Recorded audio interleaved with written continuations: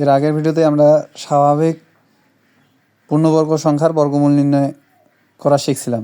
এখন কোনো সংখ্যা যদি এরকম দশমিক থাকে তো সেক্ষেত্রে আমরা কিভাবে বর্গমূল নির্ণয় করব। তো সেক্ষেত্রেও সমান একই নিয়ম।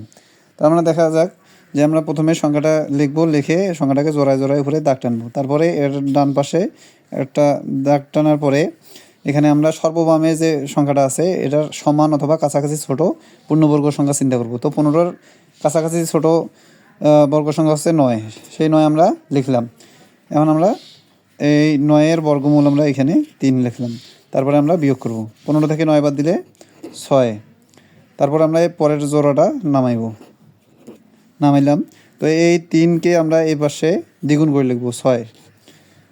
তারপরে আমরা এখানে এমন একটা সংখ্যা বসাবো যা এখানেও বসাবো। তো এখানে আমরা যদি 9 বসাই তা এখানেও বসাই দিলাম।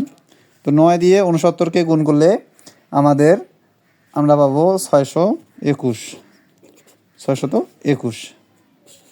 তাহলে আমরা যদি এটা বিয়োগ করি তাহলে আমরা পাচ্ছি 9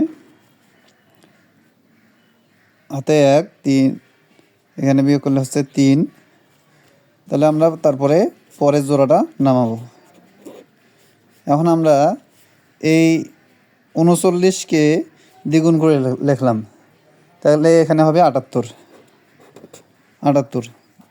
এখন আমরা এইটাকে মেলানোর জন্য আবার এখানে এই জায়গায় এমন একটা সংখ্যা বসাবো যা এখানেও বসাবো।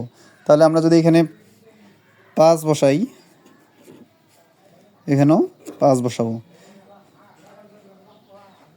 তো এখানে আমরা 5 দিয়ে 785কে যদি গুণ করি তো সেক্ষেত্রে আমরা পাবো 3925। তো আমাদের প্রথম জোড়ার পরে দশমিক ছিল, তো প্রথম জোড়ার কাজের পরে আমরা এখানে দশমিক বসাই দেব।